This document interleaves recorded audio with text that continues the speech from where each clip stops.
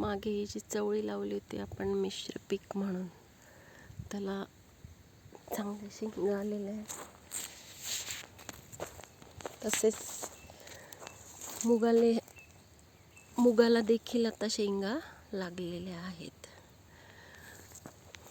म्हणजे ज्यावेळेस ही फळं तयार होतात, फळं म्हणजे आपण याला आता शेंगा म्हणूयात, अशा वेळेस आता आपण हे जरी नांगरलं तरी याच्यामध्ये जमिनीमधला हा कार्बन चांगला भरून निघेल आपल्या, म्हणजे आपल्या जमिनीची प्रत ही सुधारेल, त्याचा सेंद्रिय कर्ब वाढेल. शिवाय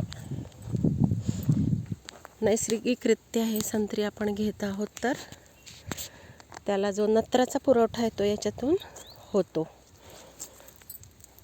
आता ह्या हरभऱ्याला देखील हरभरे लागलेले आहेत.